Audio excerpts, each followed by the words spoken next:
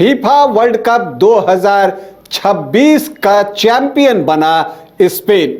उसने फाइनल मुकाबले में अर्जेंटीना को शिकस्त दी और फुटबॉल के मैदान पर अपनी श्रेष्ठता सिद्ध की। उसने बता दिया कि इस विश्व कप में उसके जैसी कोई और टीम नहीं है। फुटबॉल के मैदान में तो उसने अपनी श्रेष्ठता सिद्ध कर दी, लेकिन फाइनल में हारने वाली अर्जेंटीना की टीम जो है मानो बॉक्सिंग और कुश्ती में अपनी श्रेष्ठता साबित करना चाहती थी, वो भी मैच के परिणाम के बाद। जी हां, तभी तो अर्जेंटीना के खिलाड़ी स्पेन के खिलाड़ियों से उलझ गए और लड़ाई करने लगे। किसी ने किसी का गला पकड़ लिया, किसी ने किसी को जमीन पर पटक दिया, तो कहा यह भी जा रहा है कि किसी ने किसी को घूसा भी जड़ दिया।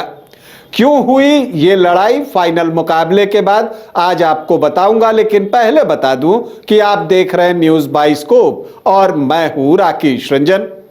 फीफा वर्ल्ड कप 2026 में स्पेन ने अपनी श्रेष्ठता साबित कर दी है। उसने बता दिया कि 48 देशों में जो स्पेन की टीम थी वो बेस्ट थी और उसने चैंपियन की तरह खेलते हुए फाइनल मुकाबले में मेसी के अर्जेंटीना को शिकस्त दे दी और फुटबॉल के मैदान पर अपनी श्रेष्ठता साबित कर दी। सब कुछ ठीक चल रहा था, लेकिन जब रेफरी की लंबी विसिल बजी, मतलब जो इस बात का इशारा कर रही थी कि फाइनल मुकाबला संपन्न हो गया है और स्पेन की ताजपोशी विश्व चैंपियन के रूप में हो गई है, मामला उसी समय उलझा।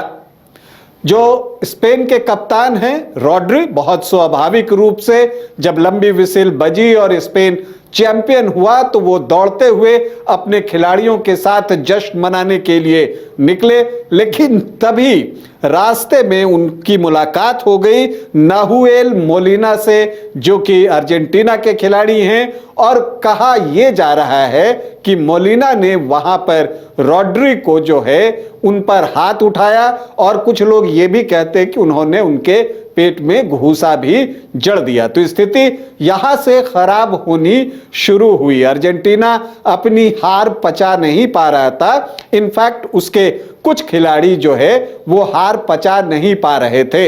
इन सब के बीच जो है वहां पर लिएंड्रो पारेडेस भी अब पहुंच जाते हैं और वो बीच बचाव में वहां पर एरिक गार्सिया आए थे, उनका वो गला पकड़ लेते हैं और वहां पर गावी भी थे, गावी को वो जमीन पर पटक देते हैं, धक्का मारकर उनको जमीन पर गिरा देते हैं। स्पेन के एग्लोसियस भी जो हैं वहां बीच बचाव के लिए मौजूद थे, लेकिन दिलचस्प स्थिति उस समय देखने को मिली जब अर्जेंटीना के सहायक कोच रॉबर्टो अयाला भी इस लड़ाई में आ गए। जबकि वो सहायक कोच है, उनको इस लड़ाई को रोकने का प्रयास करना चाहिए था, लेकिन वो इस रेस में शामिल हो गए और उन्होंने डैनी ओल्मा के साथ लड़ाई शुरू कर दी। उनके अपने हाथ उठाकर पंच किया, उनके चेहरे पर एक धक्का मारने की जो है उन्होंने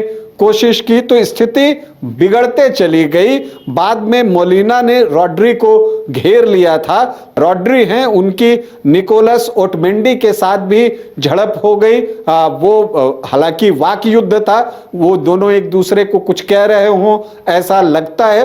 वीडियोस काफी सोशल मीडिया पर वायरल हो रहे हैं, लेकिन ये एक अप्रिय स्थिति जरूर बन गई थी और उस टीम के द्वारा बनाई गई जिस टीम से महान लियोनेल मेसी खेलते हैं।